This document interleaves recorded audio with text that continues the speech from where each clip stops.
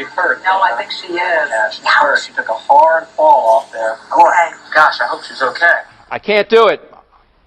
Okay. We'll do it live. Okay. We'll do it live. It. Do it live. I'll write it and we'll do it live. Thing sucks. Welcome to the Daily Puck Drop here on this Friday. It's your daily sports podcast. If I can spit it out, I can't. Maybe I've been drinking too much already early in the morning. All right, we are inside the Limback Lumber Studios. Contractors, they got free deliveries, everything from whole house packages to homeowner DIY projects. They got the largest stock moldings in the Northwest, old school service. They've been doing it since 1930. Give Limback Lumber a call, 206-782-3487. Visit them online at limbacklumber.com. Visit me on social media, PuckSports everywhere, except for TikTok. That is Puck_sports. Coming up on Friday's show, we got Chris Egan and Jim Moore standing by. We'll get to them in a second. Our handicapper, Troy Wynn, stops on by. Friday Night Lights, we preview all the action of high school football on this Friday night with Todd Milles from Varsity Wad News. And then we get the last word with Bob Condotta of the Seattle Times on the Seahawks. And we wrap up the Daily Puck Drop with Hey, What the Puck. But ladies and gentlemen, he joins us every single Monday, Wednesday, and Friday. It is the Go-To-Guy, and the Go-To-Guy brought to you by a handful, his army of sponsors, and they include. Well, and I'm sure grateful. Let's start with Brian Turner today from A Clean Streak and Bright Owl Lighting. You'll have the nicest Christmas lights in your neighborhood with Bright Owl Lighting. No ladders, no hanging over gutters, no hassles with untangling strands of lights, and no dying. You won't die. Yeah, there you go. No dying. No dying there, Bright Owl. You could die falling off your roof or your ladder. Don't do that. Let Brian Turner do it for you, okay? For a free estimate, call 360-675-2034 or visit brightowllighting.com. Okay, no death mentions for Brotherton Cadillac Northwest and Shoreline and Brotherton Cadillac and Brotherton Buick GMC in Renton. Brad Brotherton, he's a great guy. He's a great coog, and he's a great auto dealer. Check it out. It's family-owned hospitality, and it makes a difference. Visit brothertonauto.com or stop by the dealerships in Renton or Shoreline. Matt Baker, you know Matt Baker. He runs the Angry Beaver in Greenwood. Another great guy at your hockey headquarters. There'll be a game on there on the big screens at the Angry Beaver, 7 o'clock tomorrow. Well, I'm all thrown off because we're taping this in the afternoon, okay? I'm thrown off. Check out Game 6 tonight, okay? Even if you're a down-in-the-dumps Mariner fan, it's been a hell of a World Series, 5 o'clock at the Angry Beaver in Greenwood. Okay, you nailed it. Not and really. Also, well, it's fine. Also joining us on Friday's Daily Puck Drop is our good friend from Puyallup. This is why we call it the PME Show, the Puck, Moore, and Egan Show. And we are graced by Chris Egan from King 5. In his flannel and his Puyallup Vikings hat on, and our show every week here on a Friday with the three of us, brought to you by Flat Stick Pub. Go visit flatstickpub.com. They got locations everywhere. They're great for large group events. Great place to watch the Cougs play. Great place for after your soccer practice, after your soccer games, football, basketball, baseball. The kids will love it. They got great food there for the kids, great drinks for the parents, and games everywhere. Hello, Chris Egan. How are you? Jason Puckett, Jim Moore, happy Halloween to you both. Just real quickly, some comments from both your opening statements there. Yes, Flat Stick Pub. I went there for an Olympic party once. I think you probably saw it earlier this week. We are less than 100 days away from the Winter Olympics coming to you on the Big 5, King 5.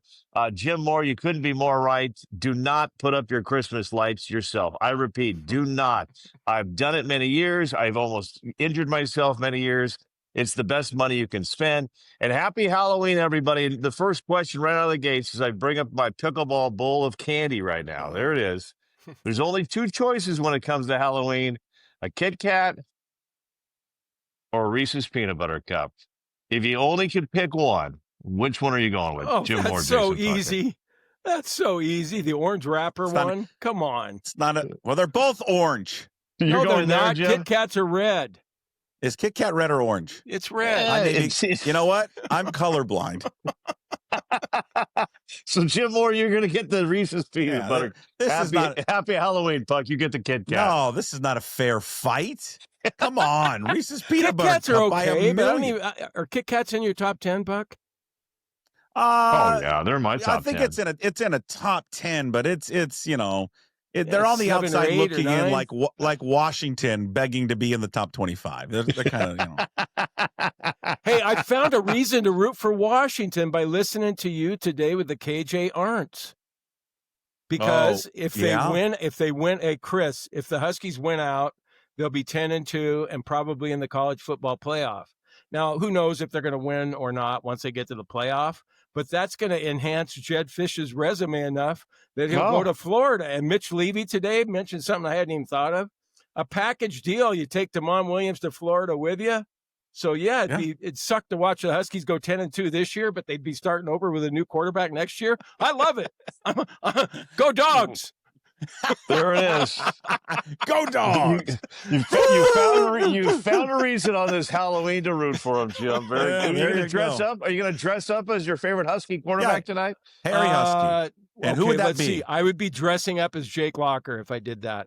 I thought maybe Billy Joe Hobart, but you're going Locker. Well, I like Billy Joe, too. Yeah. The course record holder at High Cedars, as you know. Yeah. I think he hit a long drive. No Warren Moon? No Warren Moon. Wasn't happy about Warren Moon throwing a touchdown pass to Spider Gaines in 1975. Wasn't happy about that. Brock or Damon not in your top 5 either? Well, Brock is because he threw 5 picks against us in the Apple Cup. So I always feel bad about that. I shouldn't even have mentioned it, but every time I see Brock, because that was probably his worst game in college football, and it came against us, and I'm glad that he had a bad day against us, but he's such a great guy. So, Chris, who would you dress up as if you had to pick your favorite athlete? Favorite athlete of all time? I mean, you can go UW or you just go athlete. Who would you dress up as? I think I'd go athlete, and I would go Johnny McEnroe. Tight white shorts, tight polo, headband on. Johnny Mac. Pull out the old wood racket, Yeah. Get a little chilly out there on a Friday night trick or treating. Little moose knuckle shorts. action. Would you scream at the people if they didn't have Kit Kats? What's the matter with you? Why don't you have Kit Kats? You can't be serious. You don't have Reese's Peanut Butter Cup. I'm pacing myself, Jim, on this day because I'm very excited about tonight. Jason Puckett will be rejoining me tonight for the King 5 big game of the week. It's Enumclaw White River. Now, I know a lot of people are going to say Egan. Puyallup undefeated, number 1 in the state, taking on Graham Capellas, and I know Todd's going to talk a little bit about that. Yes, that is a huge game. Those have both been on the big game of the week. Jim, to set the scene for you here, Puckett and I are going to be meeting in Enumclaw tonight. Enumclaw undefeated. They're the Hornets, maroon and gold. They'll be taking on White River, the Hornets, maroon and gold. They're undefeated. I think this is the first time since these two teams have been playing each other since 1953, this late in the season, that they're both undefeated. It's also called the Battle of the Bridge, which this year means more than anything to these two, Buckley and Enumclaw. So, Puck, I've been told they're going to have the hog trailer out there for you and I, that we can come out with the offensive line if you want to tonight, and the hog trailer. So, look for that. It's going to be the King 5 big game of the week. Enumclaw White River. Can't wait. Jim, I don't think Jim knows about the hog trailer. Have you ever heard about that, Jim? I think so. It's where the offensive linemen come out of it. Is that what it is? Yeah, Enumclaw. Now, I've been told it's actually a horse trailer, but it just sounds sexier to say a hog trailer. Yeah. But they put the entire starting offensive line in a hog trailer, and when they do the introductions, they introduce them last. Fucking awesome. And then they bring it out on the field, and then it's going to be a fun time tonight. Just awesome. Now, here's what we have got to find this out. And Jim, you being the intrepid reporter you are, I can see the mind working. One, why are they both the Hornets? And then was there some battle over why are they the same colors too? Because they just didn't. Because they originally were one high school back in the 50s, and then they had to split. And both sides didn't want to give up the mascot or the colors. So they said, you know what? Let's put a bridge between us. Yeah. So the bridge, does they do anything after the game? Do they walk? Does the other team have to walk home across the bridge? That'd be if they had to, the game's in Enumclaw, so that would be White River having to walk back to Buckley. But Jim Moore, I'm telling you this, you have been everywhere in the state. I don't know if you've ever been to Pete's Pool. When you're on the north side and you kick an extra point, you kick the extra point into a log cabin. Really? Because a That's historic great. log cabin, they cannot remove it because it's on the historic marker. So you literally will kick an extra point into a log cabin. So I mean, it's going to be a fun time. I can't wait for this. Now I'm told I just saw this on, I think on my Instagram or something. Apparently the best burrito, some taco truck down there has the best burrito in the state in Enumclaw. So I gotta check it out. I'm hoping our friend Tyson Gamblin, who will be joining us, it could be a future sponsor of the Puckett Show here, Gamblin Motors in Enumclaw. He's going to join us at halftime. Well, hopefully, maybe he'll bring us some food from Enumclaw. I'm just throwing that out there. What is it? Gambling Motors? Gamblin Motors. It's the Gamblin Boys. It's kind of like the don't man. I mean, these guys are tight with Casey Kane. They're tight with Scalabrini. There's been some good athletes coming out of that area. Yeah, remember him? The old redhead. The tall redhead. Hey, the restaurant bar scene downtown Enumclaw, you guys should be able to find a good pregame spot, I would think. Yeah, but there's this like, you like burritos, Jim? They've got like some world-renowned burrito down there. Okay. That I'm gonna have to go find. Must it be that renowned if Egan's clueless about it? I will warn you, Puck, with the burrito purchase. Pete's Pool does have, the facilities are not. Oh, not the greatest. Watch yourself. So don't blow it out too much, huh? Is that what you're saying at Pete's Pool? If all of a sudden, Jason Puckett left in the third quarter, he's been gone for a little while. Let's move on to another topic. Before we do, let's get a word from one of our sponsors, Gamblin Motors. GamblinMotors.com, where you can finance your Chevrolet pickup truck right now. Earn up to $50,000 in GM Rewards bonus points. When I was in search for a new truck, there was only one spot I went to. It's our friends at Gamblin Motors. No, you were going to Brotherton, too, before that. Yeah, well, Brotherton didn't give me a car, so now it's on to Gamblin Motors. What do you think of that, Egan? He's trying to horn in on my action here. Well, sometimes that's the power of a good show. Jim, you got your own car deal up in Shoreline area. I want you to go say hi to my good friends Alan and Tyson Gamblin, Andrew Gamblin, the Gamblin brothers. When you're there, be sure to stop on by and say hi to Mark Maxey. Sarah's there. Sarah's got a beautiful smile. She's going to make some chocolate chip cookies for you. But before you go, Morgan, she's the title clerk. She's the one, the brains behind the business. Gamblin Motors, GamblinMotors.com. Your truck, Gamblin Motors. I could go. You know what I can't. There you go. You know what I can't stand. And I'm glad that Brad Brotherton doesn't do this, but it's the come in as a friend and leave as a member of the family. What a bunch of bullshit! Like those guys are going to invite you over for Thanksgiving. They're not going to invite you over for Thanksgiving. Just leave as a satisfied customer. Do you go into a car dealer thinking, God, I want a car, but I also want to leave as a member of this family here. Yeah. What does that mean? What does that mean? Are you now on the will? Yeah. Are you in the will? I think of all the used car places up on Aurora, like on 125th up to 150th with the vampires walking out there. I think you walk in there looking for a car, you leave being ripped off. Yeah. That's their motto there. Yeah. Up on Aurora. And you can get a handy in the parking lot. Just hope you leave alive, right? Well, no, it's fine. There's not too much, there's not gun action up there, but you can leave with a reach around in the back parking lot.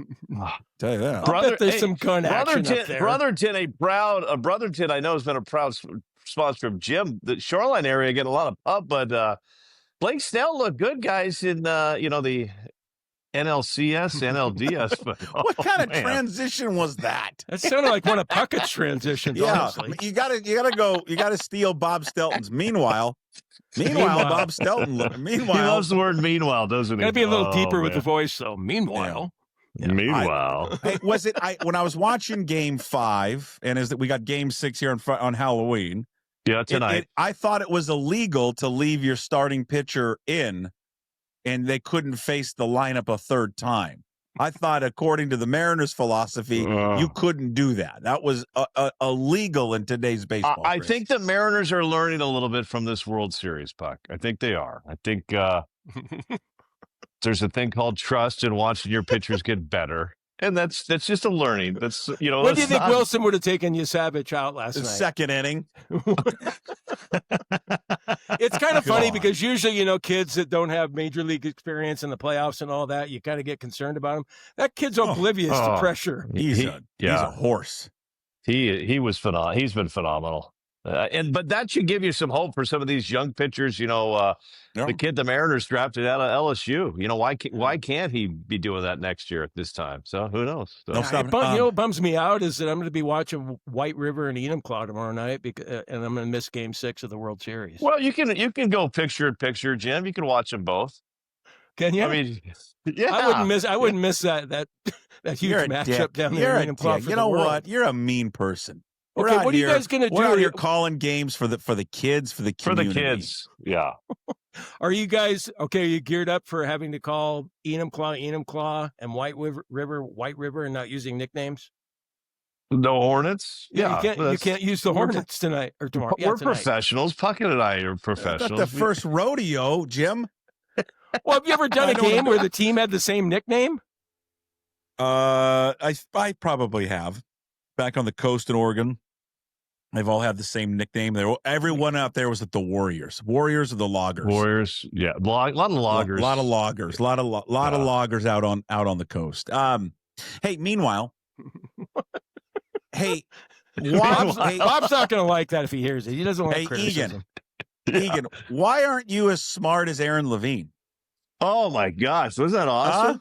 Jim's been fixated on this story. He can't get enough of it. So here's the thing. I can admit, Aaron told me a while back, because he's been training this for like 20 years. And every year, Aaron and I sit next to each other at a lot of places, Seahawks games, at Seahawks draft day, and he always has these note cards. And he's been trying to get on this show for 20 years, and he just kept getting denied, or just didn't get in.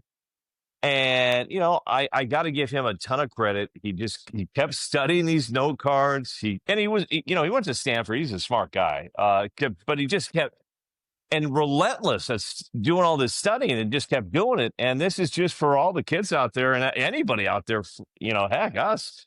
If you want something bad enough, keep working on it, keep grinding, and don't let the first no, the second no, the third no stop you. And here he is, becoming a national star. I mean, I wouldn't be surprised if he takes over. Jim is quite capable of just quitting after the first no. I've done enough in my career. I'm done.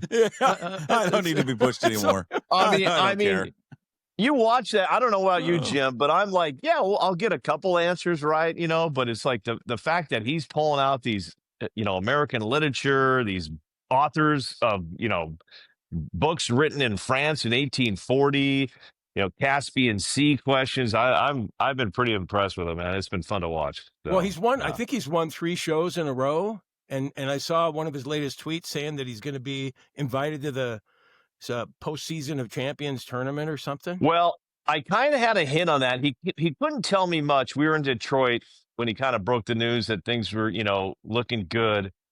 But I knew I couldn't ask him how he did. But I remember in Detroit he was studying. So I'm like, why are you still studying your note cards if you're done? So I had a feeling he was going to do good. He's won $50,000 already. Oh, damn. Yeah, he's made more money than I did at KOTI and KOBI TV for 3 years combined. How bad, of all the sportscasters, how far back and how bad would Sylvie finish? I think Sylvie's got some quiet knowledge there. I think does he? So yeah, Nico's the guy. Huh? The one that I would love to see challenge, and Aaron's obviously, God, he's a Jeopardy champion, but Greg Copeland is very smart. Copeland? Greg Copeland no will sit. Way. Sylvie and I are doing like 12 shows a day. We always say this.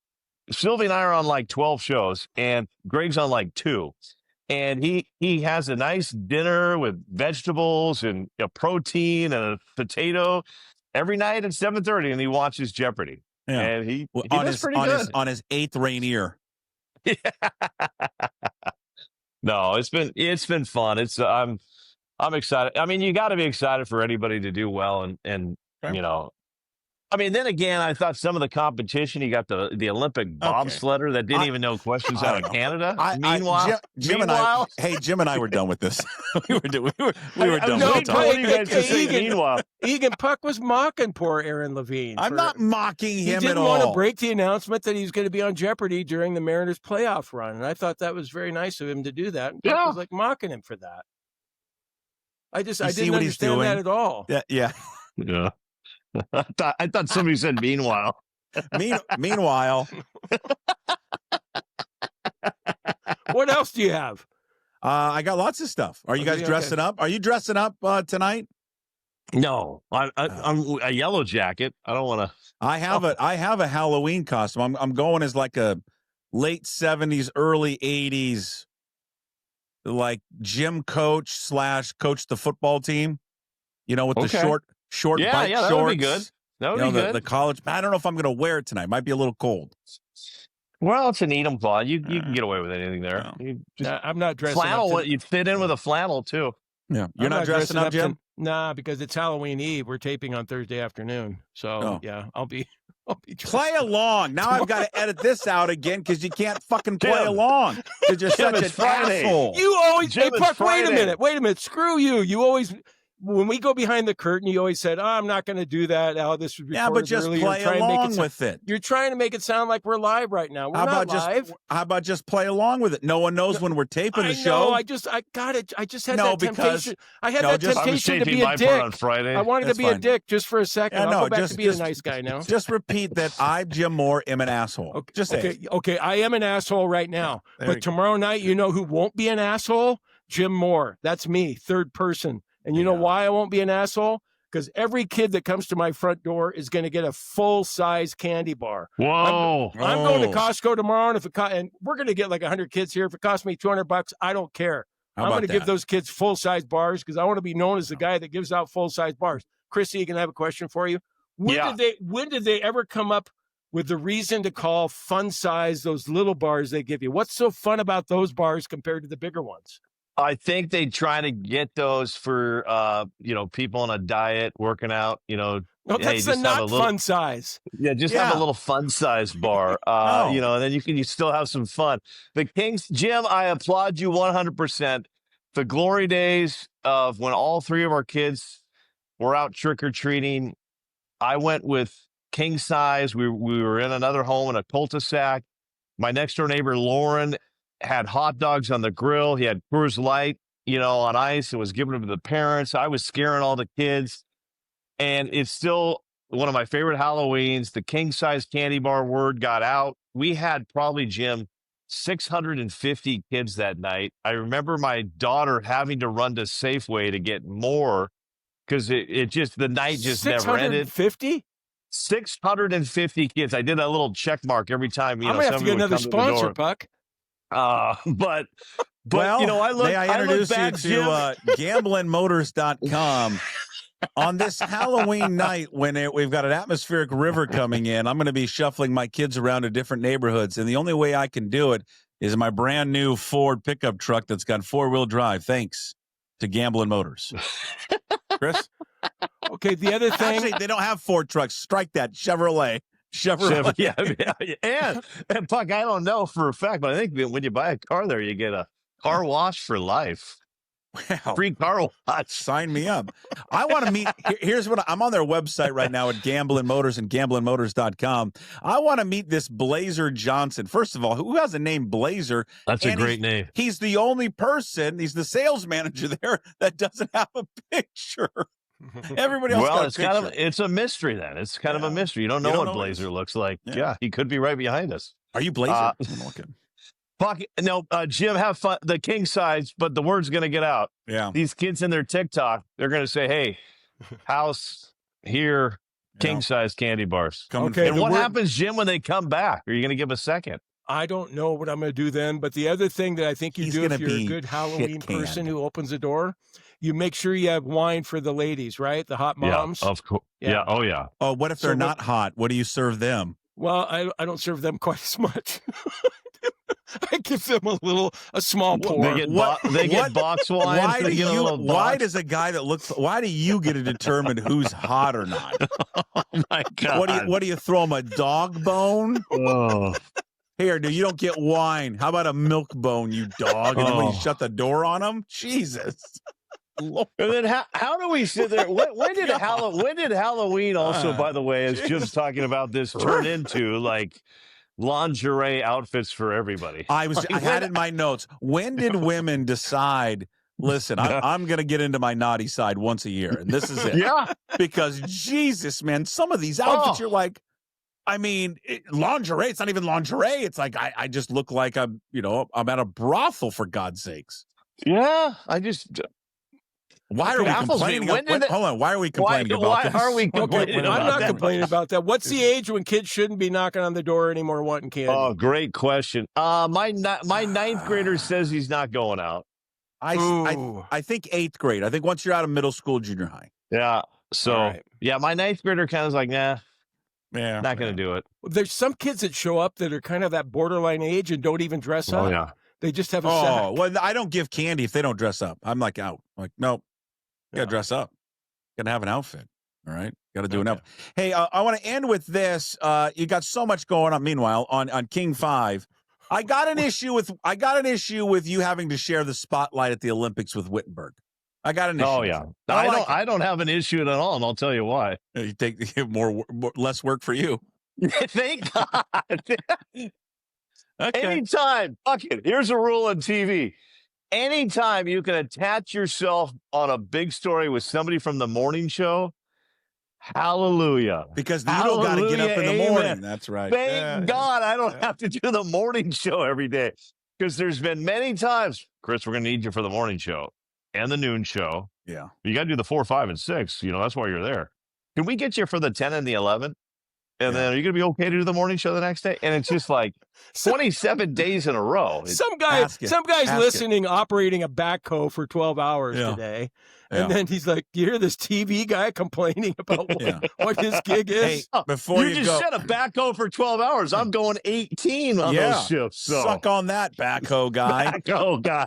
Hey, hopefully Jake will find like an Italian nickel. Make sure that if he does and he takes a video of it, because it'll be good luck for the Mariners next year. God, it was just so heartfelt. So I think it'll go from Canada I found to this. I was walking out of Toronto, and I found this nickel, and it was on its head, and I thought, that's got to be good luck. Meanwhile, look at Egan wanting to change the subject. Well, stick up for your teammate. Stick up for your teammate. All right. I can't wait to hear what Todd's going to say about my Vikings tonight. We got to go. We got to wrap it. We got to wrap it up. All right, Egan, I'll see you later tonight. Later tonight, I'll see you for Jim Moore, who's in the DeLorean and is doing the show from yesterday. Yes, yeah. He's the only one doing it from yesterday. We're doing it from today. It's like Back to the Future on this Puck podcast here. I'll see you there tonight from 8 o'clock. Can't wait. We're going to have some fun. All right. King 5, big game of the week. Get ready for the hog trailer, buddy. All right, see you, boys. Coming up next, our handicapper, Troy Wins, TroyWins.com. Here he is. It's Troy Wins, our handicapper, TroyWins.com. You can follow him on social media. It's Troy West. Hello, sir. How are you?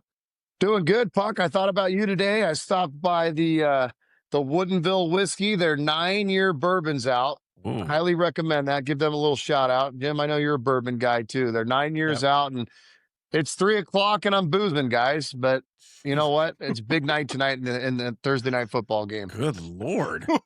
A little. Did you not clue him in on this being taped and to fake like it's Friday morning? Yeah, you got to fake 5 like o'clock it's Friday. somewhere, right? Oh yeah, you got to fake like it's Friday. Well, it's fine. It's okay. Don't worry about it. God, Troy, everybody knows that we were, man. Everybody knows we were taping. Can you take a shot right out of the bottle? Just for me, just for that. Yeah, open that bottle and just take a big good bourbon. It is a good bourbon, Jim. Come on. Is that what you do? Come on, Troy, please. All right. There we go. Attaboy. Mm-hmm. It's good stuff. I'm telling you, it's one of the best whiskeys I've ever had. Would you take like half an ounce there? Half an ounce. Jim, I got all night. I got all night. Jesus, man. It's Friday morning, man. It's Friday morning at 10:30. Coog would have tipped that bottle up a little more than you did there, Troy. Yeah, well, it's Friday morning at 10:30, Jim. Come on. Yeah, it wouldn't have been that expensive of booze if it were us. All right, let's get into the games. We'll start with college. Vanderbilt taking on Texas. Troy, Vanderbilt is getting 3.5 in Austin. Who do you like? I like Vanderbilt. Guys, boy, if you haven't seen the interview, Pave, man, this guy's probably the best interview in the history of college football. I highly recommend his interview with Shannon Sharp and Chad Ochocinco. It was awesome. But He's getting no respect and no respect in this game as well. Vanderbilt, to me, is the better football team. Arch Manning, as game time decision, I think he'll go. But if he doesn't go, maybe that helps Texas. Boy, he's been a disaster this year. But give me Vanderbilt plus the points in this one. I don't know if they still call it this, but they should. The world's largest outdoor cocktail party, Georgia and Florida. Georgia's favored by 7.5 over the Gators. Who do you like? I'm taking Georgia. Florida to me, I was shocked that they got rid of Napier when they did. I mean, they get rid of him after a win, for God's sakes. They didn't even let him finish out the year. It'll be interesting to see what they do. I just think that program is so far into next year. Give me Georgia. They've got a lot to play for. They're the better team. I'll take the Bulldogs. All right, America's team is game one of a 2-game series with the Beavs and the Chainsaw in lovely Corvallis. Line is 4.5. Cougs favorite. Who do you like? Initially when I looked at this, I thought it was kind of a trap game. I'll be the first to tell you, I've watched Oregon State play numerous times this year. They're one of the worst teams I've ever seen. Cougs have actually been a pretty good story this year. They looked good again last week. I mean, my God, if they could have pulled out that Virginia game or Ole Miss game, we'd really be talking about the Cougs. I think they get the job done on the road. This team doesn't seem to have letdown games. I know this is kind of a rival, whatever you guys want to call it. But I think the Cougs go in and take care of business. I'll take the Cougs 38-24. Ooh, nice. That's a nice pick, Troy. Good job. Good job. Now have another swig there. You know what? The line's a little drink. fishy to me. The Beavers at 1-7. Man, I'm telling you, I've watched them. I had money on them against Fresno State earlier this year. I kid you not. You got to go look at it. 4 punts blocked in that game. Yeah. 4 punts blocked. I mean, they are. That's a bad football team. Really bad. Yeah, I'm concerned about Rob Akey and the fire that he might bring to those Beavs. That's what I'm worried about. Puck thinks I'm full of it, but we'll find out. Rob Akey was the king of the chest bump. I remember that. He just would chest bump everybody. I remember that. He calls everybody Bubba too. All right, you ready for the NFL, Troy? The NFL Sunday night game. The Seahawks and the Commanders in Washington, D.C. Jaden Daniels is back for the Commanders. He's got that hamstring injury. Seahawks favored by 2.5 on the road, but they're a hell of a road team, Troy. They are, and I'll be honest, originally I looked at this, it kind of scared me because the line dropped even when McLaren ruled out. I mean, my God, Daniels just has nobody to throw to at this point. His number one wideout is Luke McCaffrey, for God's sakes. I think this is probably a spot. Normally, I would not go with Seattle, but I'm going to go with them. Coming off the bye week, they get some guys back from injury. Like you said, they've been good on the road. I have a hard time thinking they're going to lose this game. 2.5 is not a good enough number here. I'll take the Seahawks here, 24-17. Okay, we'll stick with the NFL, a game that's going to be a great game in that 1:30 late afternoon window. Buffalo favored by 2.5 against Kansas City. I'll take Buffalo here at home. They've been so inconsistent all year. I get it, but they're at home. They're coming off that 40-9 win against Carolina. They got to be feeling good. Kansas City, man, I tell you what, I ruled them out. They're back again. They look phenomenal again on Monday night, but I'll take Buffalo here at home. Give me the Bills.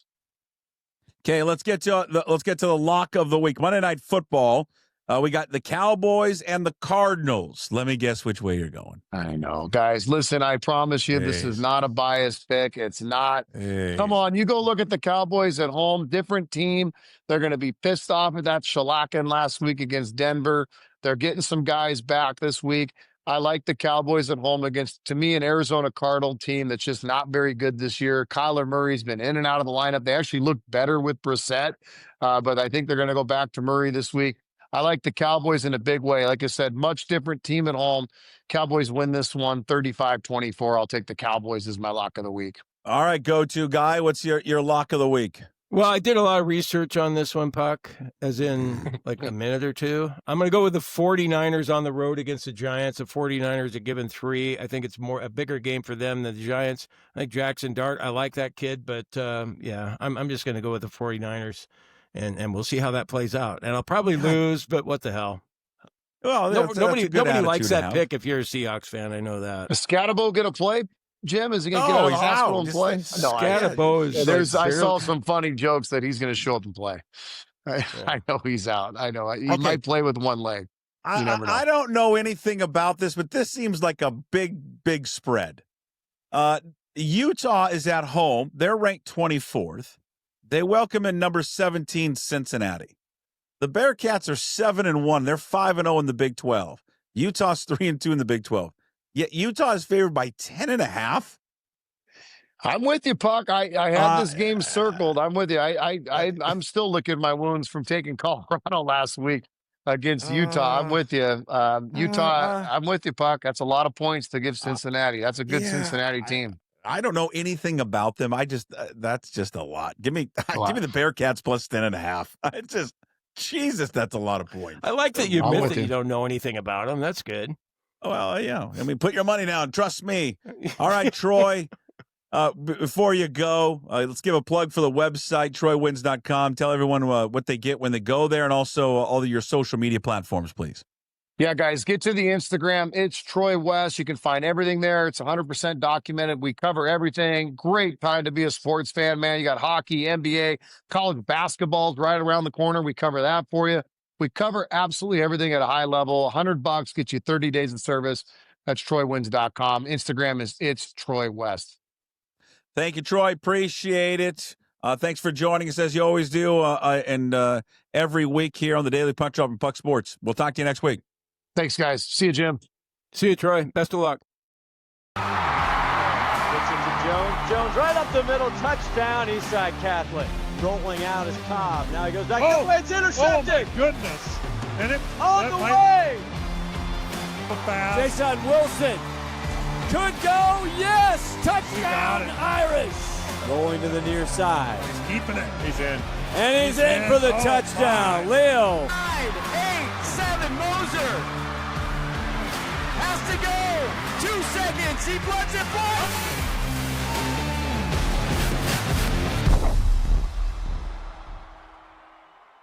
Here we go. It's another edition, Friday Night Lights, with our good friend Todd Milles, Varsity Law News, who joins us every single Friday as we get you covered for Friday Night Football and a slate of games that are on the docket here this evening. We're winding down. Playoffs going to get underway. Officially next week, right? This is like the last week of games, championship games, right, Todd? Clear that up for me, because every year I get confused. Yeah, this is going to be championship, crossover championship, week 9. And then most of them are in the round of 32, 1A through 4A, and then we start with the WIA playoffs in 2 weeks. And yeah, we're finally in go season. Feels like yesterday we started this. It goes fast, man. It really does. Yeah, I've always thought that the football season went a lot quicker than basketball season. Basketball season feels like it goes on and on and on and on. Maybe it's the 4 days in the Tacoma Dome or 3 days in the Tacoma Dome at the end. But yeah, football season's flown by, man. It's flown by. Yeah, it's been great. We have a great slate of games to go over here with Todd, like we do every single week. And again, you're big into high school football and high school sports. No better spot. VarsityWaNews.com. Subscribe today. It costs you a cup of coffee, people. You don't have to go out. Say, I'm not going to go out one time during the month and go spend it on a subscription of Varsity Wa News and VarsityWaNews.com. Also, they got a YouTube page, Varsity Wa News, and podcast. Todd does a couple of different podcasts during the week, midweek one, and then also one on Friday night where he recaps all of the action from across the state. Find it on all your podcast platforms, Varsity Wa News. All right, let's get into all these slate of games. I mean, this is the first time that every game that we're going to preview, they're all undefeated. Every one of these matchups are undefeated teams. Let's first start Puyallup and Graham Kapowson. Should be a shootout, 7 o'clock on Friday, 4A SPSL championship game. What do you like? What should we know about tonight's ball game against these two powerhouses? Yeah, this is a game that I think people in the South Sound have sort of had ticketed for a while. They've been looking forward to this game for weeks. You're not going to find better perimeter talent on a football field than with these two teams. And the quarterbacks aren't bad either. So, I mean, Puyallup's just been rolling, as you know. Noah Smith has come back, the transfer from Central Kitsap at quarterback. I mean, listen to this. In 4 games, Jason, he's thrown for 1,056 yards and 19 touchdowns. And it wasn't the bad part of the schedule. He had to do this against Sumner and Curtis in his division. He's been fantastic. I mean, look some of the players he's had to throw to: Jalen Woodland, Josiah Mitchell, Lawson Looker, all really good, all league type talent in the receiving core. And then Bryden Bailey, probably probably one of the better running backs that people don't know about. He's only a sophomore. Was at Mount Tahoma last year. He can run inside and outside. This Vikings offense has been unstoppable. Nobody's been able to slow it down. Graham Kapowski, I got to see them pretty early when they beat O'Day, and for 3 quarters in week 1. Usually you watch teams just kind of trip over themselves because they're trying to find themselves, and GK was none of that. AJ Tuivasa was throwing the deep ball as well as I've seen a quarterback in years, and he's got some guys too that can really catch the ball 30, 40, 50 yards down the field. Case Betts, Jay Salaz. He's got a kid. It's the Corpus kid. He's a 9th grader, and then they've got Mo Williams, who was eligible in week 4. He's a transfer from Yale. I mean, he's a D1 defensive back.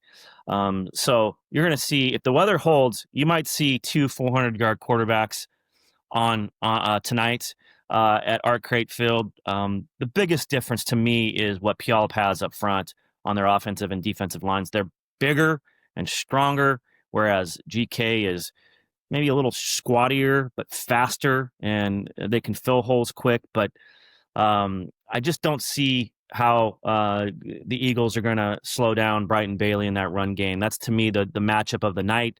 If they can't, I think the Vikings roll and go to 9-0 and probably are a number 1 and number 2 seed when the district seeds are announced on Sunday. Okay, a game tonight, the 3A PSL title on the line. Lakes undefeated, taking on Mount Tahoma, also at 8-0. Yeah, man, just proper Tacoma. It's been a long time since teams come along where they've sort of pinned their state championship hopes to. It's been since 1980. Mount Tahoma won a state championship from a city school in Tacoma. Others have gotten there, Wilson and Marcus Trufant in the 90s. Lincoln has made a couple of nice runs here the last decade, but this Mount Tahoma team is a legitimate state contender, could easily compete with O'Day and Eastside Catholic and Bellevue. I'd like to see this offense, Jason, fire back up. They had a fantastic run early in the season. With Micah Cordero at quarterback. They're full of seniors. They almost have 30 seniors on their roster that are significant. But they've just kind of rode the big play here recent weeks. I think they've just sort of kind of throttled down until the stretch run and starting tonight against Lakes for the PCL championship. I think you're going to see the T-Birds ratchet it back up and kind of really show off that firepower. Lakes is really young. Jadis Lafano's an up-and-coming 9th grader at quarterback. They've got enough offense that if Mount Tahoma isn't playing at its potential, it could be a really good game. Mount Tahoma beat this team in overtime last year and kind of got going on to the state quarterfinals after that. But they're clearly the favorite at home tonight, and I expect them to take care of the Lancers. Our next game is, and we discussed these guys, I think, a few weeks ago. I mean, one of the surprises has been Mount Lake Terrace. They're 8-0. They're taking on Cedro Woolley tonight, also 8-0. And as you noted at VarsityWanews.com, this is a game we talked earlier about Puyallup and Graham Kapowski. Speed, outside, a lot of offense. This seems to be like a very defensive-minded type of game tonight. I mean, both defenses are fantastic. I mean, Mount Lake Terrace is one of the best stories around the state. I mean, this is the first championship they've ever been able to celebrate in their 65-year history. I mean, I'll tell you, their coach Archie Malloy came to Washington 4 or 5 years ago from Colorado and has really kind of turned this into a defensive first, run the football. They got a guy named Mason Johnson who's got 1,700 yards of total offense, 20 touchdowns. Owen Boswell's as good a two-way player in the Wesco at linebacker and running back. He's got almost 1,000 yards, 18 touchdowns. But their defense is the star of the show, and they're very senior dominant. This was the year that Coach Malloy kind of penciled in as, if we're going to make a run, we're going to make a run now. And they've kind of run through that South Division, going against one of the premier coaches in the state of Washington, and Dave Ward, winning state championships at Oak Harbor and also at Cedro here. Probably was almost a decade ago. And they haven't really been tested either. They play maybe a tougher division in the north with Ferndale and Stanwood, and Cliff Tadema is a just a calm, cool, collected quarterback, almost 1,400 yards, 20 touchdowns. Just real balanced on offense and defense, deep, been in the wars, been in the trenches. They don't get rattled in key moments. This team is taking care of business. Had to survive a tough game that you and I previewed against Mount Vernon a few weeks ago, but it should be a really good 3A Wesco crossover championship game between kind of the old dog and the new pup. All right, the King 5 big game of the week, 2 undefeated teams. They believe this is the first time these two have ever met, these rivals, at this point of the season, both being undefeated, White River and Enumclaw. And again, 7 o'clock there in Enumclaw on a Friday night. It should be great for the community and everyone involved of these two high schools to be where they're at right now, Todd, at this moment in the season and to face off in the last game of the year. Yeah, you're right. It's the first time they've both been undefeated playing the rivalry game, on the last day of the regular season. And they kind of take on their coach's personality. If you know Wyatt Evanson at White River, he's aggressive. He likes to throw the football, and that's exactly what they've done with Chaz Strickland. I mean, he's got nearly 2,000 yards, 30 touchdowns, always looking for Parker Fry, Roy Palmer. But the biggest improvement on their team is their toughness and their defense. What really surprised me, holding Federal Way down, holding Decatur down, 2 perennial playoff teams to kind of set up this matchup.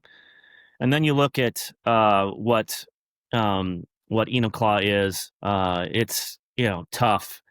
Loves to run the football with Paxton Patterson, Cole Chichi, and Maddox Hendrickson. Plays tough defense. They've been in the wars. They were a perennial state quarterfinal, state semifinal in the 2A ranks before coming back to 3A last year.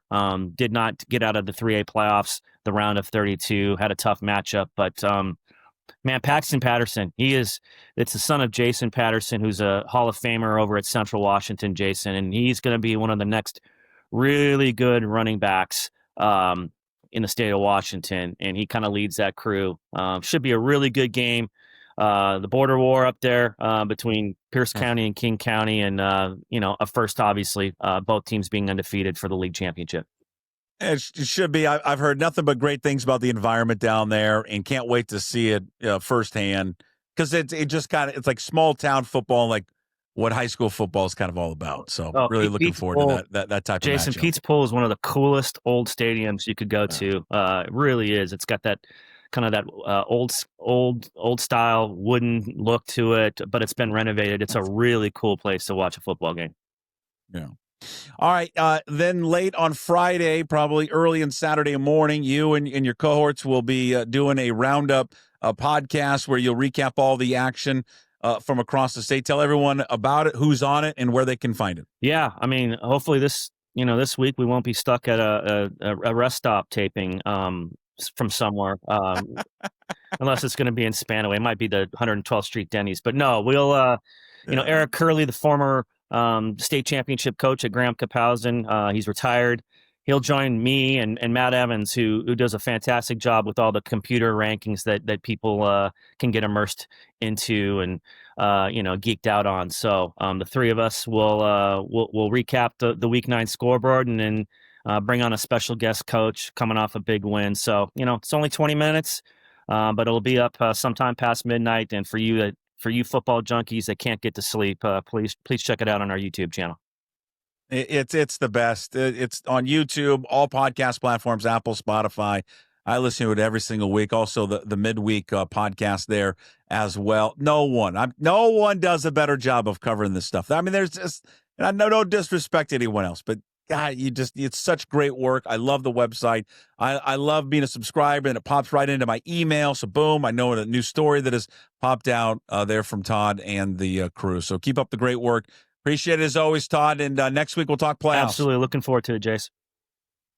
There's another edition of Friday Night Lights with Todd Milles. Coming up next, Last Word with Bob Condotta of the Seattle Times. We preview Seahawks Commanders.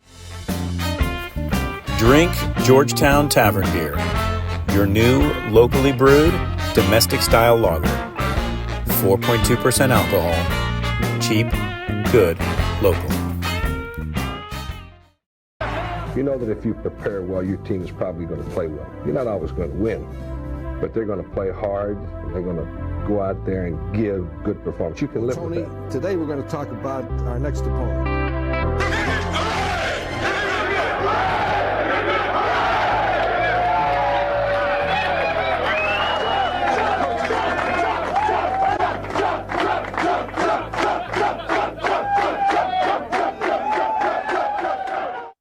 I play this every week because it puts a smile on Bob Condotta's face as Chuck Knox brings you in every single week on The Last Word with Bob Condotta of the Seattle Times, who covers your Seattle Seahawks. His weekly appearance brought to you by Georgetown Brewery. Of course, makers of Manny's Pale Ale. They got Bodie's Zaffa IPA, their Rogers Pilsner, and their new Tavern Beer. Tasting Room Beer Garden open daily from 10 a.m. to 8 p.m. Visit GeorgetownBeer.com. You have a favorite Chuck Knox saying? Oh, that's a good question. I never covered any Chuck Knox games. I wasn't, for as old as I am, I wasn't around for any of that yet, but, I should have one. That's a good question. I could think of one, but, I've certainly heard a number of them through the years. And I know it's kind of all so many of just the basic Chuckisms. I know the guys who played for him have a million of them, but, it's, that gets you fired up though, for sure, hearing that. So it would be this, like Julian Love, right, has got the hamstring. And so they would ask him, Chuck, what's wrong with Julian? He's got a hamstring. That would be his answer to the injury, to the hamstring injury. He's got a hamstring. Okay. And then you just move on. So we'll go there. It's not Chuck Knox. It's Mike McDonald. What is the very latest with Julian Love and this hamstring that he just can't seem to get healed? Yeah, well, it sounded like he had a setback either last week or in training. I mean, McDonald referred to it as last week, but he said that on Wednesday, so maybe he also meant like Monday when they did hold a little bit of practice, because we saw Julian Love out there on Monday, and we only get to watch the very beginning when they're going through some stretching, so it was real basic stuff. But he was out there on Monday. They didn't have to do an injury report that day, so we didn't get anything, in terms of what he did or whatever. But then on Wednesday, McDonald, kind of rarely, actually, he doesn't always do this, but he volunteered it, that this had happened and he was not going to practice the next couple of days. And then he did say that there's a chance he goes on IR. So if they could do that by Saturday. If they feel like he's going to miss 4 games, they could put him on IR at this point and open up a roster spot. But I think all that means he's not playing for sure on Sunday. And then we'll just kind of see if they do make a move with him. And if they do, then that'll answer it for the next few weeks. So, that's the bad news. The good news is, I think they feel better about dealing without playing with him now because of how well Ty Okada has played the last few weeks. He really was kind of a quiet standout, I think, in the Houston game, the way he played there. And then the way Nick Amon-Mori's really come on the last couple of weeks as well. And then if you get Devin Witherspoon back, which it looks like they will, he practiced again fully on Thursday. So it looks like he'll probably be back. So with those guys, I think they feel like they can put together a secondary without him, without Julian Love, that is more than good enough to be able to win this game. Yeah, Bob Condotta, if you had to handicap it, what would you handicap it at that they do place Love on the IR? I'm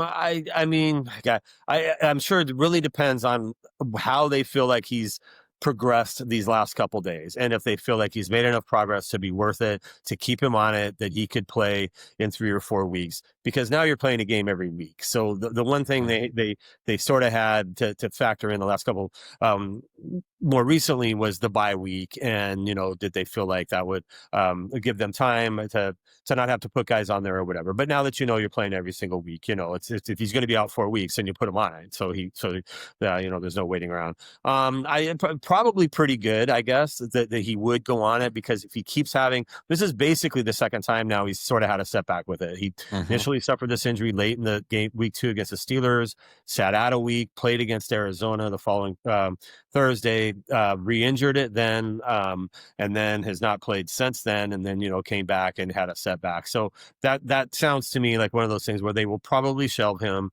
I would guess, if I had to bet, they'll probably shelve him and hope he can take the time off, get fully ready, and then come back for then. I'm sure for this week they were probably it's one of those things you don't make the move really until you have to make it because there's no reason to do it early in the week. And so you make sure you get through the week okay with the guys that you have. And, seeing Witherspoon practice fully all week, I'm sure it probably makes them feel a lot better because, with Witherspoon and Emin with the way they each kind of play nickel and stuff like that, they can fill a lot of the responsibilities Julian Love would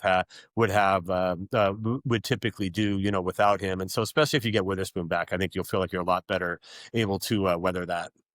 We're going to get to the Commanders game in just a second, but this will be the last time that you and I talk before the deadline coming up on Tuesday. Any rumblings at all from inside the VMAC on any trades lurking? Nothing really. They always do a pretty good job of keeping the rumblings under wraps anyway. So it's not like John Schneider's walking down here and telling us, "Hey, I just got off the phone with the Jets" or something. But it only takes one phone call and 1 minute for things to change.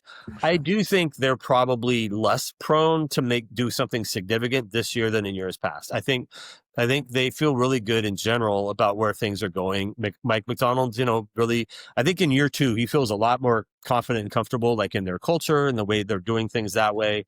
And, do you make a move to disrupt that on the off chance that, if it's not someone who's a complete superstar, hey, this guy's going to make us way better. But, if it's some guy to come in and, I think McDonald's a big believer in things like that. And so I know people have talked about safety, especially if Julian Love is out, do you come in and get somebody who's better than, who's theoretically better anyway than Ty Okada or DeAnthony Bell, the guys who've been here. But I think it would have to be a big step probably for them to want to do that. Because I do think Mike McDonald's kind of big on, hey, those are the guys who've been here all year long. They know what we're doing.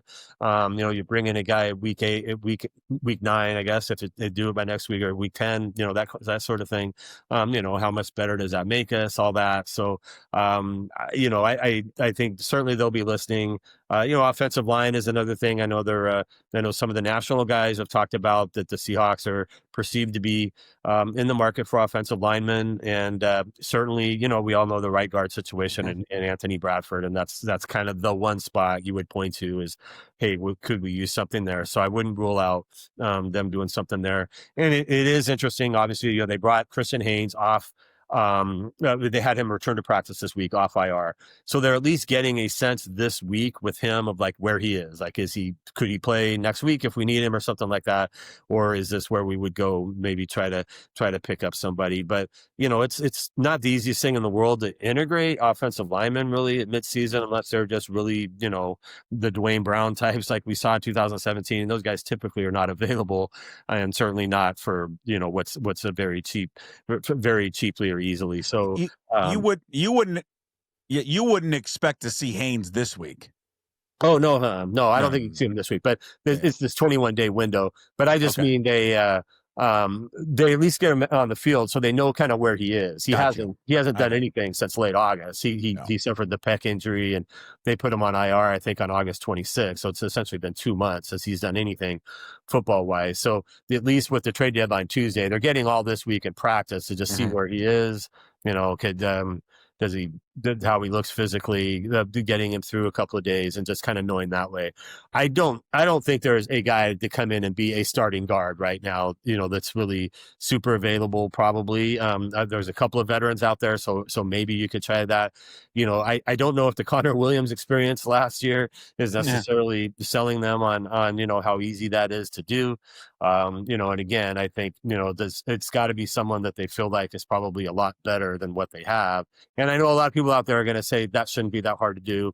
But again, I think if you step back from it and look at some of the more analytical numbers and things like that, I think the Seahawks offensive line is doing some good things. You don't put up the total points they are and doing a lot of things they're doing in the passing game without being basically competent, at most of the spots. So certainly you could try to get better, but the cost benefit ratio of doing that. So we'll see if they do something.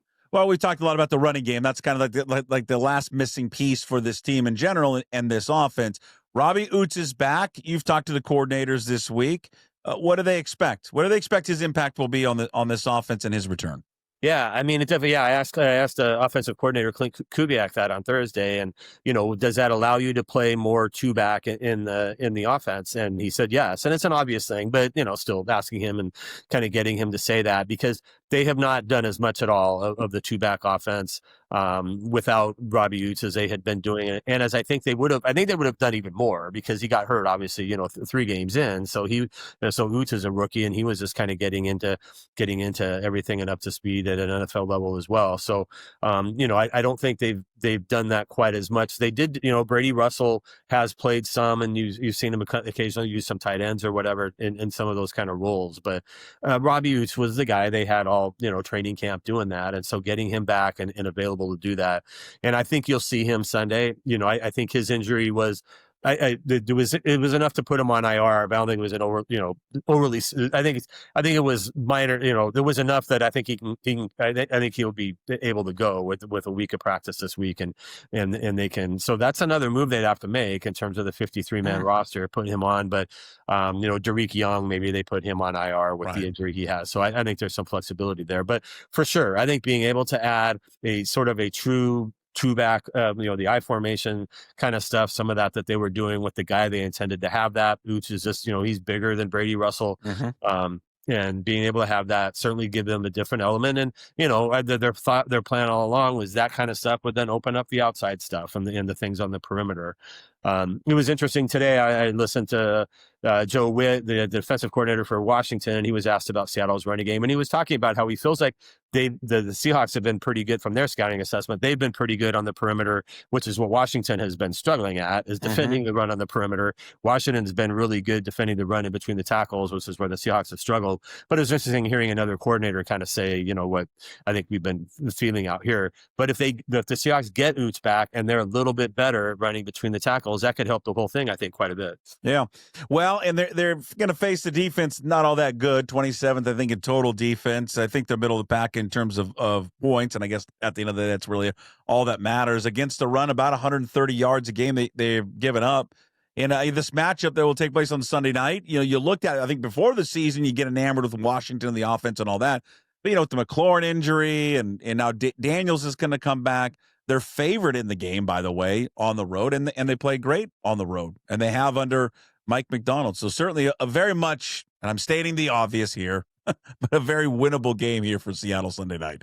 Yeah, which suddenly is one of those things where you start to feel like, oh no, that now this is when all those streaks, the winning 10 out of 11. At some point you're not going to just win every single road game you play. So yeah, just the week that happens, and if they get Jaden Daniels back, and Washington obviously is still a pretty good team. They played Kansas City it was tied at halftime. A couple of plays got away from them. Suddenly it's 28-7.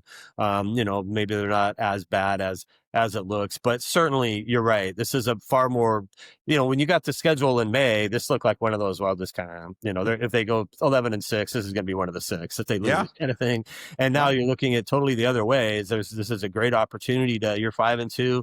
If you could win a game like this on the road and you're 6-2, and then you got a couple other games the rest of the way that maybe look a little more winnable than you thought they might. And you've got one the rest of the way that looks a lot dicier. That Indianapolis game suddenly looks like could be one of the games of the year in December. But if you can win this one, which was one, before the year, most people probably went, that's probably going to be an L.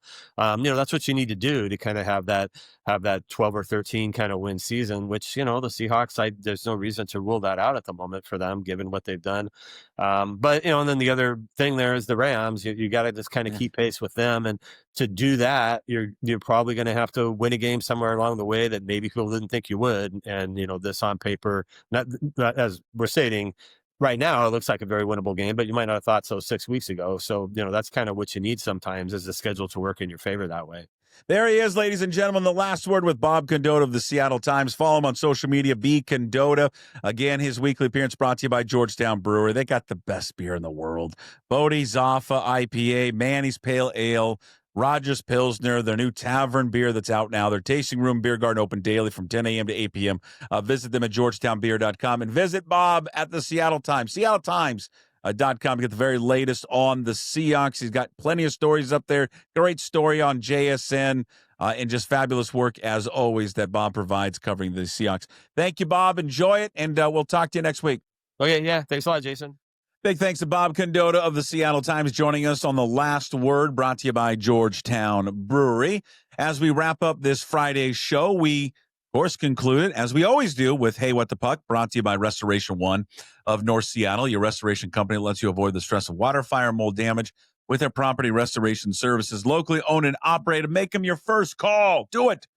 When the damage has affected residential or commercial property, 206-817-8917. Visit them at restoration1.com, the North Seattle franchise.